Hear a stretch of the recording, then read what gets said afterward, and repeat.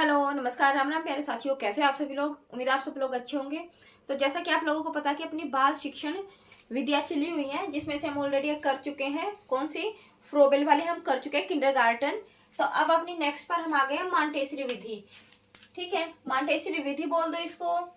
यहाँ कई जगह पर आपको मॉन्टेसरी मेथड भी लिखा मिलेगा या सिस्टम भी लिखा मिलेगा। मेथड या सिस्टम एक ही बात है। ठीक है, चाहे कुछ भी लिखा हो, मेथड लिखा हो, सिस्टम लिखा हो, एक ही बात है। ठीक है, तो मॉन्टेसरी विधि आज हम पढ़ेंगे। तो देखिए, सबसे पहली बात, मॉन्टेसरी विधि। मॉन्टेसरी विधि किसके नाम पर पड़ा है? मॉन्टेसरी नाम, मॉन्टेसरी जी के नाम पर ही इस विधि का नाम पड़ गया। क्या? मॉन्टेसरी विधि। ठीक है, जो मॉन्टेसरी जी थी ना, उनका जन्म कहां पर हुआ था? इटली में हुआ था। और कब हुआ था? 1870 में हुआ था। ठीक है, कब हुआ था? 1870 में हुआ था। इन्होंने क्या किया? देखो, ये ना रोम के ना पहली चिकित्सक थी जिन्होंने एमडी किया था। पहली लेडी चिकित्सक थी ये ना, रोम की पहली ऐसी डॉक्टर थी, लेडी डॉक्टर थी। लेडी डॉक्टर की बात करें जिन्होंने एमडी किया था। तो जो मॉन्टेसरी जी थी वो क्या थी? एक चिकित्सक थी, डॉक्टर थी। ठीक है, तो देखो, आप लोगों को पता है कि जो डॉक्टर वगैरह वो कैंपिंग करते रहते हैं, कैंप वगैरह लगाते रहते हैं ना, कभी किसी चीज के लिए, कभी आई चेकअप के लिए। आपने देखा होगा, तो नॉर्मल सी चीजें हैं। तो ऐसे ही एक बार मॉन्टेसरी जी क्या कैंप लगा रही थी, कैंपिंग कर रही थी। तो वहां पर इन्होंने क्या देखा? मंदबुद्धि बच्चों को देखा। ठीक है, इनकी जो कैंपिंग थी वो किसके लिए थी? मंदबुद्धि बच्चों के लिए थी। तो वहां से इनके दिमाग में आया कि जो मंदबुद्धि बच्चे हैं वो भी क्या, बहुत कुछ कर सकते हैं अगर उन्हें अच्छे से सिखाया जाए। अगर हमें पढ़ाने का तरीका पता है ना मंदबुद्धि बच्चों को, तो वो भी अपनी जिंदगी को बेहतर कर सकते हैं। तो इसीलिए जो मॉन्टेसरी विधि है वो किन बच्चों के लिए? मंदबुद्धि बच्चों के लिए। ये बात ध्यान में रखना। ठीक है, क्वेश्चन आ सकता है कि मॉन्टेसरी विधि किन बच्चों के लिए? मंदबुद्धि बच्चों के लिए है। क्वेश्चन ऐसे भी आया हुआ, मॉन्टेसरी जी का जन्म कहाँ पर हुआ था? इटली में हुआ था। ठीक है, मॉन्टेसरी जी क्या थी? कि चिकित्सक के तौर पर काम करती थी, डॉक्टर के तौर पर काम करती थी। इन्हें जन्मदाता बोला जाता है। किसका? New education system. ठीक है, नए शिक्षण पद्धतियों का इसको क्या? जन्मदाता बोला जाता है। इनकी जो विधि है वो क्या है? मनोवैज्ञानिक है। ठीक है, तो इनके दो नाम रखे गए हैं। न्यू एजुकेशन सिस्टम का जन्मदाता बोला जाता है इन्हें, और मनोवैज्ञानिक इनकी पद्धति है। इनकी जो पद्धति है ना, जो इनका जो मेथड है वो भी क्या है? फ्रोबेल जी की तरह है कि बच्चों को खुद से करने दो, लर्निंग बाय डूइंग से बच्चों को करने दो। लेकिन देखो, उस में फ्रोबेल वाली विधि में बच्चे क्या थे? नॉर्मल बच्चे थे, तो वो जल्दी कर पा रहे थे। ठीक है, लेकिन यहाँ पर क्या है? मोंटेसरी जी ने क्या बोला है कि बच्चों को ना दैनिक रूटीन के काम जरूर सिखाओ। क्योंकि देखो, वो बच्चे हैं, पढ़ने में थोड़ा टाइम लेंगे। ठीक है, लेकिन पहले उन्हें, जो मंदबुद्धि बच्चे हैं, उनको पहले डेली यूज का काम करना तो सिखाओ, ताकि वो अपनी नॉर्मल रूटीन का काम खुद से कर पाए, किसी के भरोसे पे ना रहे। ठीक है, इंडिपेंडेंट वो हो जाए। तो इनकी जो विधि है वो कितने? 3 साल से लेकर 7 साल तक के बच्चों के लिए है। आई है बात समझ में? मोंटेसरी विधि कितने साल के बच्चों के लिए? 3 से लेकर 7 साल तक के बच्चों के लिए है। इन्होंने ना अपने अलग से स्कूल बनाए। देखो, इन्होंने क्या किया? इन्होंने अपना अलग स्कूल बनाया, जिसमें एक बीच में तो एक बड़ा भवन होता था, बड़ा कमरा जिसको हम बोल सकते हैं। ठीक है, उसमें क्या है? उसके साथ कई सारे छोटे छोटे कमरे भी अटैच होते थे। ठीक है, यहाँ पर आपको पिक्चर दिख जाएगी। उसके साथ छोटे छोटे कमरे भी अटैच होते थे। अब जो ये कमरे थे ना, जो बड़े वाला कमरा था ना, यहाँ पे तो बहुत सारे टॉयज वगैरह या बहुत सारी चीजें पड़ी हुई होती थी, जिससे बच्चे एक्टिविटी करके सीख सकते हैं। ठीक है, यहाँ पर हमारा लर्निंग का मटेरियल पड़ा हुआ होता था, लर्निंग करवाते थे इस बड़े वाले हॉल में बच्चों को। और ये छोटे कमरे क्यों होते थे? ताकि बच्चा क्या है, अगर बच्चा थक रहा है, छोटा बच्चा, क्योंकि 3 से 7 साल का बच्चा ज्यादा बड़ा होता नहीं है, अगर वो थक जाए तो वहां पर जाकर वो रेस्ट कर ले। तो ये रेस्ट रूम होते थे छोटे वाले। ठीक है, जो यहाँ पर जो टॉयज वगैरह होते थे वो अच्छा प्लास्टिक के नहीं होते थे। क्यों नहीं होते थे प्लास्टिक के? क्योंकि जो मॉन्टेसरी जी थी वो क्या थी? प्रकृतिवादी थी। क्या थी? प्रकृतिवादी थी। तो हर चीज प्रकृति से ही लेकर चलती थी। वो कहती थी कि प्लास्टिक प्रकृति का हिस्सा नहीं है। वो क्या, उनके जो टॉयज होते थे या तो लकड़ी के होते थे मोस्टली। ठीक है, लकड़ी के होते थे या कुछ एक कांच के भी थे। अलग तरीके का कांच होता था, लकड़ी थी, तो इस तरीके के मटेरियल से उनके खिलौने बने हुए होते थे मोंटेसरी जी के। तीसरी बात, वो क्या करती थी, बच्चों को डेली रूटीन का काम भी करने को बोलती थी। जैसे बच्चे अपने कमरे की सफाई करेंगे, बच्चे डेली यूज की जैसे चीजें, अगर बच्चे का बटन टूट गया है तो बटन लगाएंगे, ठीक है ना। शर्ट का अगर बटन टूट गया है, क्वेश्चन आया हुआ है, शर्ट का बटन टूट गया और बच्चा बटन लगा रहा है, तो कौन सी विधि में है, मोंटेसरी विधि में। मतलब समझ रहे हो आप, बच्चे को छोटे नॉर्मल चीजें सिखाना बच्चे को, ताकि वो इंडिपेंडेंट हो जाए, किसी के भरोसे ना रहे अपने रोजमर्रा की जिंदगी के कामों के लिए, है ना। तो वो सब कुछ सिखाया जा रहा था उसके अंदर। या फिर छोटा मोटा जो सा काम, जैसे शूज में लेसेज डालना, लेसेज बांधना, अपने खुद के ड्रेस है उनको तैयार करना, साफ सुथरी करना, कपड़े धोना अपने, तो छोटे मोटे काम बच्चों को सिखाए जा रहे थे ताकि बच्चा अपना रोजमर्रा का काम आसानी से कर सके। तो आई बात समझे, मोंटेसरी जी क्या थी, प्रकृतिवादी थी। उन्होंने क्या है, स्पेशल अपने स्कूल बनाए थे जिसमें एक बड़ा हॉल होता था और छोटे छोटे और भी रूम इसके साथ अटैच होते थे। वो क्या होते थे, रेस्ट रूम होते थे, विश्राम गृह होते थे, जहाँ पर बच्चे जाकर के विश्राम कर सकते थे छोटे रूम में। और बड़े रूम में क्या था, बच्चे एक्टिविटी करते थे यहाँ पर, ठीक है। जैसे अभी आपने देखा भी होगा, आजकल बड़ी वीडियो चली हुई है, चाइना वगैरह के बच्चे दिखाए जा रहे हैं कि वो डेली ऐसे छोटे छोटे बच्चे रोटी बेल रहे हैं या फिर सिलाई से कुछ कुछ काम कर रहे हैं, छोटे छोटे बच्चे। तो वही मोंटेसरी मेथड था, ठीक है, कि बच्चों को क्या है, डेली रोजमर्रा की जिंदगी के काम सिखाए जाए। हमारे इंडियन सिस्टम में तो क्या है, बच्चे को पैदा होते ही क्या है, 3-4 साल का हुआ नहीं उसको ABCD रटवाओ, NR रटवाओ, ये सब कुछ होता है ना। लेकिन दूसरे जो कंट्रीज हैं, जो डेवलप कंट्री हैं, वहां पर क्या है, पहले बच्चे को डेली रूटीन के काम सिखाए जाते हैं ताकि बच्चा क्या है, अपने रोजमर्रा के काम खुद से कर सके, ठीक है। अच्छा, इन्होंने जो विशेष अपने स्कूल खोले, अच्छा इसमें एक उद्यान भी होता था, गार्डन भी होता था इनके स्कूल में ना। बड़ा कमरा, छोटे छोटे कई सारे कमरे होते थे छोटे छोटे, और जिनमें रेस्ट कर सकते थे, और एक गार्डन भी होता था ताकि बच्चे अगर बोरियत फील करें तो गार्डन में जाकर वहां पर लेट सकते हैं या रेस्ट कर सकते हैं, रिलैक्स कर सकते हैं।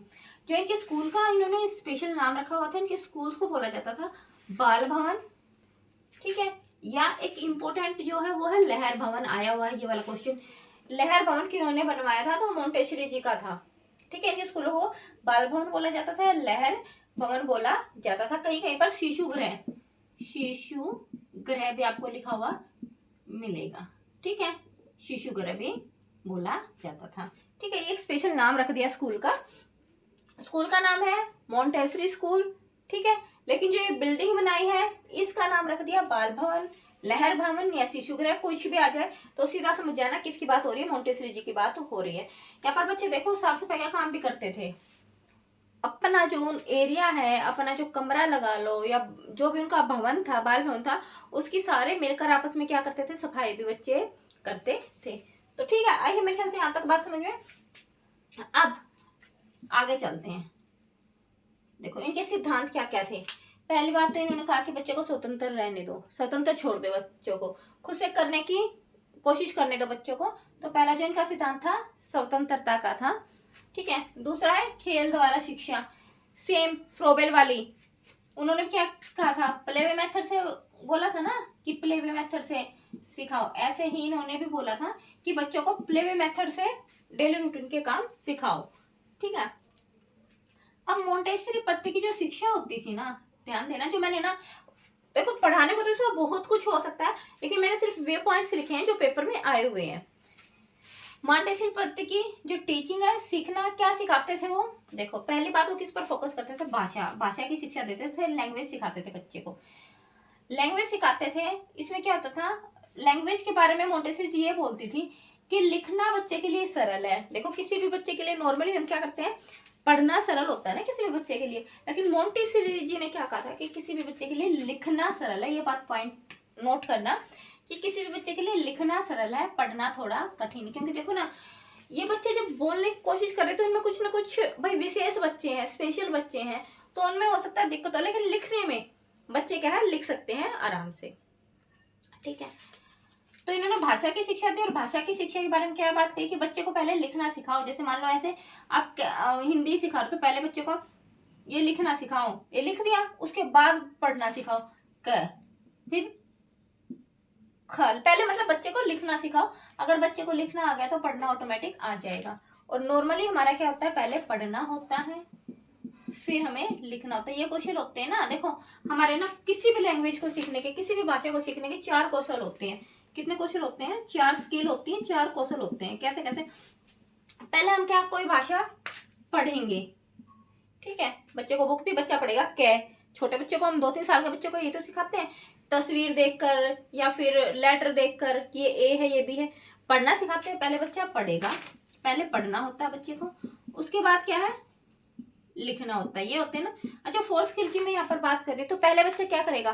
सुनेगा, पहले बच्चा क्या सुनेगा, फिर बोलेगा, सुनना बोलना, उसके बाद बच्चा क्या, पढ़ना और लिखना सीखेगा। पता है ना, छोटा बच्चा हो, पहले हम अपने मुंह से कुछ न कुछ बोलते हैं तो बच्चा उन चीजों को सुनता है, सुन के फिर उसको बोलने की कोशिश करता है। फिर थोड़ा सा बच्चा बड़ा हो जाता है, 3 साल के करीब हो जाता है, प्ले स्कूल में जाने लगता है, तो वहां पर उनको ABCD की बुक मिल जाती है, तो पढ़ना सीखता है, फिर लास्ट में लिखना सीखता है। तो ध्यान में रखना, एक क्रम होता है, 4 कौशल होते हैं किसी भी भाषा को सीखने के।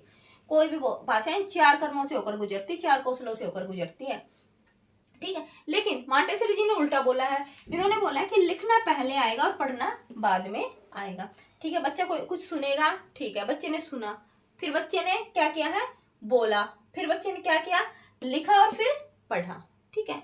तो ये क्रम इनका यहाँ पर एक्सचेंज हो रहा है, ध्यान में रखना, ये इंपॉर्टेंट पॉइंट है और ये सारी ही इंपॉर्टेंट बातें हैं यहाँ पर। अच्छा, मॉन्टेसरी शिक्षण पद्धति थी, पहला पॉइंट था भाषा की शिक्षा देते थे वो, सेकंड था कर्म देनी है, दूसरी हमें कर्मेंद्रियों की शिक्षा देनी है। कर्मेंद्रियों यानी कि हमें बच्चे से फिजिकल एक्टिविटी करवानी है।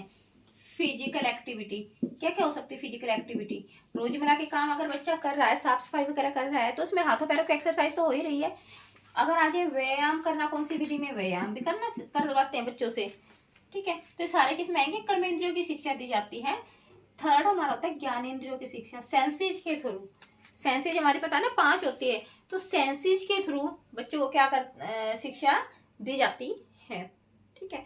कि बच्चा क्या है, बच्चों के सामने ऐसे टॉयज रखे जाते हैं कि बच्चा आंखों से उनको ऑब्जर्व करे, हमारी बातों को सुने इंस्ट्रक्शन से, ठीक है, उनको ऐसे फील करे, तो वो सब कुछ ज्ञानेंद्रियों के द्वारा शिक्षा दी जाती है। तो 3 इनकी मेन शिक्षण की पद्धति थी, भाषा की शिक्षा देते थे, कर्मेंद्रियों की शिक्षा देते थे और ज्ञानेंद्रियों की वो शिक्षा देते थे।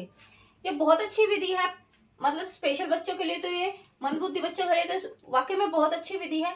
लेकिन आपको पता है हर चीज के कुछ ना कुछ मेरिट्स भी होते हैं, डिमेरिट्स भी होते हैं, गुण भी होते हैं, अवगुण भी होते हैं। तो इसके अवगुण क्या हो गए? देखो, गुण तो ये हो गए कि भाई हाँ ठीक है, ये प्ले वे मेथड है, बच्चा अच्छे से सीख सकेगा, बच्चा रोजमर्रा के काम अच्छे से करना सीखेगा। लेकिन इसके बावजूद इसके अवगुण क्या क्या है? उच्चारण शुद्धि नहीं होती, देखो, क्योंकि इन्होंने बोला है कि लिखना सिखाओ बच्चे को, लिखना सरल है, लिखने पर ज्यादा फोकस किया है। तो अगर बच्चा पढ़ेगा नहीं तो उच्चारण शुद्धि नहीं हो पाएगी उसकी, बोलना अच्छे से नहीं सीख पाएगा, ठीक है। तो उच्चारण शुद्धि नहीं हो पाएगी बच्चे की। उच्च शिक्षा के लिए चीज ठीक नहीं है। छोटा बच्चा ठीक है, छोटा बच्चा है, रोजमर्रा के काम कर रहा है, लेकिन बड़े बच्चे को तो हायर एजुकेशन चाहिए ना, ताकि उसका और ज्यादा माइंड डेवलप हो पाए। अब ऐसे डेली रोज के काम थोड़ी करेगा, उससे आगे भी तो बढ़ना है ना बड़े बच्चे को, तो उस शिक्षा के लिए तो ठीक नहीं है। और जो थर्ड है, ये खर्चीली बहुत ज्यादा, इसमें पैसे बहुत ज्यादा लगते थे, क्योंकि इसके जो टॉयज वगैरह भी होते थे वो बहुत ज्यादा महंगे होते थे। इसका जो खर्चा होता था, बच्चा वहां पर स्कूल में रहता था, और तो खर्चा बहुत ज्यादा इसके अंदर होता था। फोर्थ है हमारा व्यक्तिगत। बोला गया है कि व्यक्तिगत है, व्यक्तिगत होकर भी ये विधि व्यक्तिगत नहीं है। हालांकि ये इंडिविजुअल मेथड वाली विधि है, व्यक्तिगत विधि है, लेकिन उसके बावजूद भी ये व्यक्तिगत नहीं है। क्यों नहीं है? देखो, जो ग्रुप होता है हमारा, जो मेन रूम हमारा होता है, ये वाला जो हमारा मेन रूम होता है, इसमें तो हमारे सारे ही बच्चे आएंगे, सारे ही बच्चे मिलकर ही तो एक्टिविटी करते हैं, और हम जो डायरेक्शन देते हैं वो सारे बच्चों को मिलकर ही तो देते हैं कि बेटा अभी ये करो ये करो। ऐसा तो नहीं है कि बिल्कुल अगर 5 घंटे बच्चा स्कूल में, तो 5 घंटे सिर्फ एक ही बच्चे के पीछे तो नहीं रहते ना। तो क्या ये व्यक्तिगत विधि होकर भी क्या है? व्यक्तिगत नहीं है, ठीक है। अब इसमें मैं एक और चीज बताऊंगी इंपॉर्टेंट, जो पेपर में आया हुआ है, ठीक है। ये मेरे ख्याल से आपको आ गया होगा समझिए, सारे इंपॉर्टेंट पॉइंट्स मैंने करवाए हैं, जो जो पेपर में आए सिर्फ वही मैंने करवाए हैं। देखो, मॉन्टेसरी जी ने एक और चीज दी, 3R, पेपर में आया हुआ है 3R। 3R जो है वो किन्होंने दिया था? मॉन्टेसरी जी ने दिया था, और ये बड़ा ना कंफ्यूजिंग था। SST में भी 3R की बात हो रखी है कि रीयूज है ना, रिड्यूस, रीयूज, आपने पढ़ा हो अगर, तो 3R थे कि हमें प्लास्टिक को क्या करना है? कम करना है, रिड्यूस करना है, रीयूज करना है दोबारा से, ठीक है, रिसाइकल करना है। तो ये एक बार पेपर में आया और मैं वही 3R पे टिक करके आ गई। ठीक है। लेकिन ये जो 3R है ना, ये बाल शिक्षण विधि में क्या आते हैं, इनका मतलब मॉन्टेसरी जी ने 3R का मतलब क्या बताया था, रीडिंग, बच्चे से रीडिंग करवाओ, बच्चे से राइटिंग करवाओ, और बच्चे से अरिथमेटिक करवाओ, अरिथमेटिक। अब बोलोगे ये तीनों तो आर से स्टार्ट नहीं हो रहे, रीडिंग आर से स्टार्ट हो रहा है, ठीक है, राइटिंग में डब्ल्यू साइलेंट है तो बोलने में तो आर ही आ रहा है ना, राइटिंग, तो इसलिए इस आर को रिथमेटिक क्या बोला जाता है, रिथमेटिक, अ इसमें भी साइलेंट रहता तो रिथमेटिक, तो यानी कि आर, तो इसलिए 1 2 3 आर का कंसेप्ट किन्होंने दिया, मॉन्टेसरी जी ने दिया। इन्होंने कहा कि बच्चे से रीडिंग करवाओ, बच्चे को अगर डेवलप करना है, विकास करना है बच्चे का, उससे राइटिंग करवाओ, और एक बच्चे में रिथमेटिक यानी कि छोटे मोटे बच्चा कैलकुलेशन करना सीख ले, रिथमेटिक, ये ज्ञान भी होना बच्चे को बहुत जरूरी ना। तो पैसों से रिलेटेड क्या है, रिथमेटिक में सारी प्रॉब्लम पैसों से रिलेटेड वगैरह हम करवा सकते हैं ना बच्चों को, जैसे छोटी मोटी प्लस माइनस वगैरह, है ना, इससे बच्चा क्या डेली रोजमर्रा की जो सामान लेके आएगा उसमें बच्चा क्या गड़बड़ नहीं करेगा। तो ठीक है, तो 3R कंसेप्ट किन्होंने दिया है, मॉन्टेसरी जी ने दिया है। तो ध्यान में रखना है ये वाला, और ये आया था, ये वाला क्वेश्चन आया था, ठीक है। तो मेरे ख्याल से आप लोगों को समझ में आया होगा। फिर भी तो चलिए फ्रेंड्स, हम दूसरे अपनी विधि पर आ गए हैं। दूसरी हमारी डाल्टन योजना विधि, ठीक है। कौन सी है, डाल्टन मेथड, ठीक है। डाल्टन योजना विधि बोल दो या डाल्टन मेथड बोल दो। देखो इसमें ना एक बात ध्यान में रखना है, अभी तक तो हम क्या थे, जो भी कुछ था ना वो नाम से रिलेट कर रहे थे सब कुछ ना। जैसे मोंटेसरी था, वो नाम क्यों रखा गया था, क्योंकि मोंटेसरी जी ने दिया था। बहुत सारी चीजें ना जो शिक्षा शास्त्री होते हैं ना उन्हीं के नाम से रख दी जाती हैं। तो ऐसे ही डाल्टन में क्या है, बच्चे अगर ऑप्शन में देते हैं वो डाल्टन, मैं आपको एक चीज इसलिए बता रही हूँ कि जो हमने गलती की है आप लोग ना करें, इसलिए अवेयर कर रहे हैं, ठीक है। आपको सिर्फ क्या ऊपर की मलाई मलाई खानी है, ठीक है। जो हम कमी कर चुके हैं आप लोगों को नहीं करने देंगे। तो क्या नाम, डाल्टन योजना ऑप्शन आया हुआ है, जैसे कि डाल्टन योजना किन्होंने दी थी, और वो ऑप्शन में जानबूझकर देते हैं कि डाल्टन, हेलेन, ठीक है, ऐसे ही करके वे 4 ऑप्शन देते हैं, जॉन डीवी वगैरह 4 ऑप्शन देते हैं। अच्छा, बच्चे क्या करते हैं, डाल्टन है सोचा नाम से रख दिया होगा डाल्टन, ये गलती करते हैं, ठीक है। तो इसमें थोड़ा सा ध्यान देना, डाल्टन की मेथड में डाल्टन योजना है, नाम क्यों पड़ा है, नाम तो भाई किसी का रखते हो, तो मैंने बता रखा कुछ ना कुछ रीजन होता है, लेकिन जो वो रीजन भी देखेंगे, लेकिन सबसे पहले देखेंगे डाल्टन योजना किन्होंने दी है, मिस हेलेन पार्कहर्स्ट, याद रख लेना इस चीज को, ठीक है। मिस हेलेन पार्कहर्स्ट ने दी थी। अब मैं बोल रही हूँ कि डाल्टन नाम कहाँ से आया, फिर आप बोलोगे कि डाल्टन का मतलब क्या, डाल्टन क्यों आया। देखो, जो मिस हेलेन पार्कहर्स्ट थी ना, वो कहाँ की थी, यूएसए की थी, अमेरिका की थी वो ना। तो अमेरिका में जहां से वो बिलोंग करती थी, देखो आपने देखा होगा हरियाणा में भी ऐसा होता है, जो बड़े बड़े सिंगर होते हैं अपने नाम के पीछे अपने गांव का नाम लगा लेते हैं, है ना, कि अपना सरनेम ना लगाकर गांव का नाम लगा लेते हैं। तो ऐसे ही मिस हेलेन पार्कहर्स्ट है, वो कहाँ की थी, डाल्टन की थी। तो इसलिए जो इन्होंने जो योजना बनाई, जो मेथड बनाया, जो विधि बनाई, उसका नाम ही क्या रख दिया, डाल्टन योजना, है ना। भाई कई लोग ऐसे होते हैं ना कि जो अपने एरिया को थोड़ा सा दिखाना चाहते हैं, है ना, कि मैं वहां का हूँ।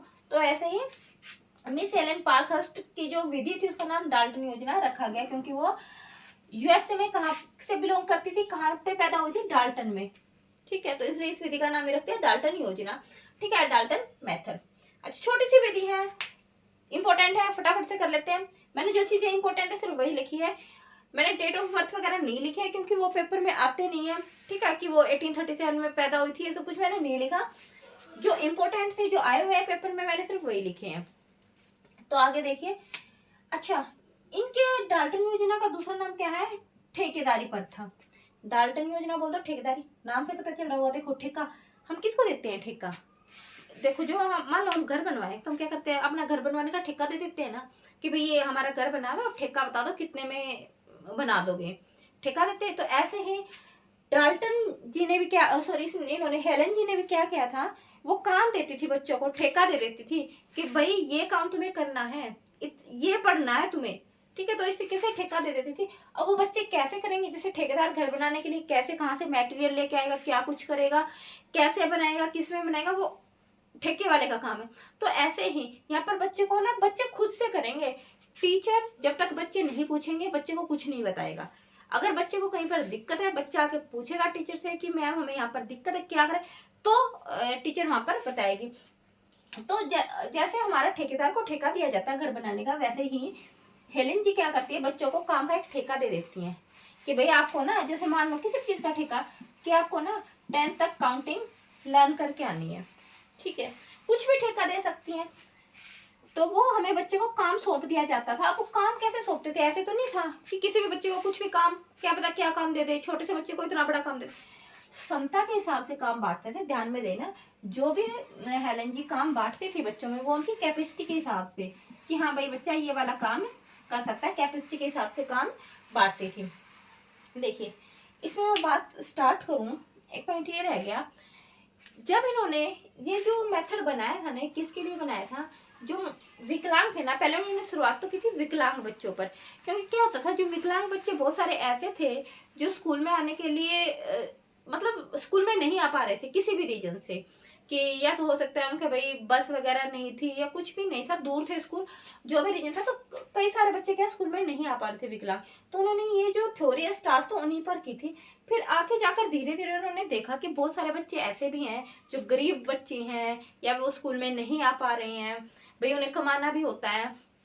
तो फिर धीरे धीरे उन्होंने उनके ऊपर भी काम करना शुरू कर दिया। और जो डाल्टन विधि है, इसलिए इसको बोला भी गया है क्या, इसमें नो क्लासरूम, इसमें क्लासरूम की कोई इतनी ज्यादा खास जरूरत नहीं है, बल्कि हम बच्चे को क्या ठेका दे देंगे कि भाई बेटा आपका 1 महीने का ये काम है, आपको इतना करके लेके आना है, अगर आपको कर सकते हो तो ठीक है, अगर आपको कहीं पे दिक्कत हो तो आप टीचर से आकर पूछ सकते हो। इससे क्या बेनिफिट होता था कि बच्चे, भाई जो मजदूर वगैरह के बच्चे थे, गरीब बच्चे थे, वो अपना काम भी कर लेते थे क्योंकि उन्हें पैसे भी कमाने होते थे, और वो थोड़ा थोड़ा पढ़ाई भी कर लेते थे साथ ही साथ, ठीक है। और भाई क्योंकि शिक्षा शास्त्री रही हैं अच्छी खासी, तो आपको पता है शिक्षा शास्त्रियों का तो काम है कि एजुकेशन में कुछ ना कुछ अलग लेके आए। जैसे साइंस में वैज्ञानिकों का काम है कि कुछ ना कुछ अलग अलग एक्सपेरिमेंट करे, ऐसे शिक्षा शास्त्रियों का भी तो काम है ना अलग अलग एक्सपेरिमेंट करे कि सब बच्चों को शिक्षा मिले। तो डाल्टन योजना किन्होंने दी थी, मिस हेलेन पार्कहर्स्ट ने दी थी। कहाँ की थी, यूएसए की थी। डाल्टन नाम क्यों पड़ा, क्योंकि वो यहाँ से बिलोंग करती थी, डाल्टन शहर से, ठीक है। और इनकी डाल्टन योजना का दूसरा नाम क्या है, ठेकेदारी पर था। ठेकेदारी नाम से ही पता चल रहा होगा, हमें बच्चे को ठेका देना काम का, कि भाई आप इतना काम करके लेके आओ 1 महीने के अंदर, ठीक है। 1 महीने के अंदर, 1 महीने यानी कि 4 वीक के अंदर बांट दिया जाता था काम। 4 वीक को क्या फिर आगे, जैसे मान लो 4 हफ्ते हो गए ना, 1 वीक, 1 मंथ में कितने वीक होते हैं भाई, 4 होते हैं, ठीक है, एक हफ्ता, 1 2 3 4, ये 4 वीक हो गए। अब इनको भी क्या करो, आगे 4 पार्ट में बांट दिया हमने, 4 वीक में बांट दिया, इनको भी आगे 5 पार्ट में बांटो, यानी कि 5 दिनों में, सैटरडे संडे मौज करो, छुट्टी करो, आगे उनके 5 दिनों का काम फिर से बांट दिया जाता था। इतना आया नहीं हुआ पेपर में, लेकिन मैंने बता दिया कि कैसे करना है, ठीक है। अच्छा, इन्होंने देखो जो प्रयोग स्टार्ट किया था ना, वो कब किया था, 1913 में स्टार्ट किया था, ठीक है। और कब तक हुआ उनका, 1915 तक। ये इन्होंने क्या किया है, 2 साल तक प्रयोग किया इस वाले एक्सपेरिमेंट पर, बच्चों के ऊपर एक्सपेरिमेंट किया कि क्या वो कर सकते हैं क्या नहीं कर सकते हैं। लेकिन 1920 में क्या हो गया, अभी वर्ल्ड वॉर हो गया, वर्ल्ड वॉर के टाइम पे नहीं कर पाए, उससे पहले भी थोड़ी सिचुएशन खराब हो गई थी, वर्ल्ड वॉर से पहले भी। और 1920 में तो आपको पता है वर्ल्ड वॉर हो गया था। उसके बाद उन्होंने यूएसए में, जब सिचुएशन थोड़ी सी ठीक हो गई, यूएसए में, अमेरिका के मैसाचुट में अपना एक स्कूल ही खोल दिया, और इस स्कूल का नाम रख दिया चिल्ड्रन यूनिवर्सिटी स्कूल। देखो बच्चे कंफ्यूज होंगे यूनिवर्सिटी देखकर कि तो यूनिवर्सिटी नाम है भाई उनका, उनकी मर्जी कुछ भी रखें। अब उन्होंने चिल्ड्रन यूनिवर्सिटी स्कूल खोले, ठीक है, कि जैसे यूनिवर्सिटी में हम मास्टरी गेन करते हैं ना, ऐसे ही हमें बच्चे को क्या है, मास्टरी गेन करवानी है, बच्चे को पढ़ाना है अच्छे तरीके से, चाहे कोई भी बच्चा हो, ठीक है। तो इन्होंने नाम ही रखा स्कूल यूनिवर्सिटी स्कूल, उन्होंने खोले, चिल्ड्रन यूनिवर्सिटी स्कूल उन्होंने खोले, तो ध्यान में रखना। अब मेन इंपोर्टेंट बात पे आते हैं। देखो इन्होंने क्या बनाई, प्रयोगशालाएं बनाई, प्रयोगशालाएं बनाई जाती हैं। जो मेन इंपोर्टेंट है इनका वो क्या है, लैब बनाई जाती है। पार्कस ने क्या कहा कि बच्चे का ना मतलब एनवायरनमेंट ही इस तरीके का कर दो ना कि बच्चा खुद से सीख जाए, अच्छी अच्छी लैब बनाओ। जैसे आजकल, पहले तो इतना ट्रेंड नहीं था, आजकल ये ट्रेंड चल भी गया है। मैं साइड में है ना आपको पिक्चर दिखेंगी कि हर सब्जेक्ट से रिलेटेड लैब, पहले तो आपने साइंस से रिलेटेड ही लैब सुनी होंगी कि एक्सपेरिमेंट वगैरह करते थे। अब क्या हो गया, अब ये वाला रूल अपने इंडिया में भी आ गया है ना बड़े बड़े स्कूलों में, कि हिंदी की अलग लैब मिलेंगे आपको, हिंदी से रिलेटेड। जैसे मान लो कोई भी ऐसे वुड की लकड़ी है, वुड की लकड़ी में ना छोटे छोटे एन आर आम ऐसे वो काट दिए जाते हैं, और फिर बच्चों से बोलेंगे कुछ ना कुछ इनसे उनको बाहर निकालो, पलटेंगे वो लकड़ी का टुकड़ा तो बाहर निकल जाएंगे सारे एन आर आम, और उनसे कुछ ना कुछ नए नए शब्द बनाओ। तो बच्चा क्या है, इससे एक्टिवेट भी रहेगा, और टीचर का काम है सिर्फ उनको इंस्ट्रक्शन करना कि इससे ये चीज बनाओ, इससे वो चीज बनाओ। अब बच्चा खुद से उसको कभी ई को इधर रखेगा, कभी आ को इधर रखेगा, कभी कै को बीच में, वो खुद से जोड़ तोड़ के अपना कुछ ना कुछ करेगा। ठीक है, हाँ फिर उसको कहीं पे ये लगता है कि दिक्कत हो रही है, मैम मुझे नहीं समझ में आ रहा है, वो टीचर से डायरेक्शन ले सकता है। आई बात समझे। और यहाँ पर आप पिक्चर देखोगे कि देखो हर एक बच्चे का जो मैंने बोला है ना कि क्षमता के हिसाब से, बड़े बड़े स्कूल में आप जाओगे ना तो क्या है, ऐसे ना एनवेलप मिलेंगे आपको ना हर एक बच्चे के नाम के, हर बच्चे के नाम के ना एनवेलप मिलेंगे, और उनको क्या है, उनका वर्क प्रोजेक्ट कि उनको क्या काम करना है, उनकी वर्क जॉब, अच्छे अच्छे नाम रख देते हैं उनका, वर्क जॉब कि उनकी जॉब है। ठीक है, जैसे मान लो किसी भी बच्चे का नाम है वंश है, मान लो वंश है, तो उसके ऊपर एनवेलप के ऊपर तो लिखा मिलेगा वंश, और जब उसको अंदर खोल के मिलेंगे ना तो उसकी जॉब मिलेगी कि इसको क्या काम करना है। ऐसे बिल्कुल ओपनली तो नहीं रखते कि बेटा तेरे को ये करना है ये नहीं करना, सबके नाम के अकॉर्डिंग ना फिर दूसरे बच्चे का अलग से वर्क जॉब, टीचर को पता होता है कि ये बच्चा कैसा है, ये बच्चा कैसा नहीं है, उसके हिसाब से यहाँ पर वर्क जॉब लिखे हुए होते हैं, ऊपर बच्चे का नाम और उसके अंदर उनकी वर्क जॉब। ठीक है, तो आजकल ये ट्रेंड भी बड़ा चला हुआ है, आपको साइड में पिक्चर भी दिख रही होगी।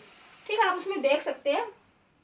ठीक है, और देखो आगे जो मैथ से रिलेटेड, हिंदी का मैंने बोला, मैथ से रिलेटेड भी लैब होती हैं। ठीक है, आजकल तो आपको पता है वैदिक मैथ बहुत चला हुआ है। ठीक है, बड़े बड़े से वो होते हैं पूरा क्या बोलते हैं उनको, अबैकस टाइप में होते हैं, और ऐसे काउंटिंग बच्चे को टिप्स पे सिखाना, उसके लिए अलग से लैब होती हैं।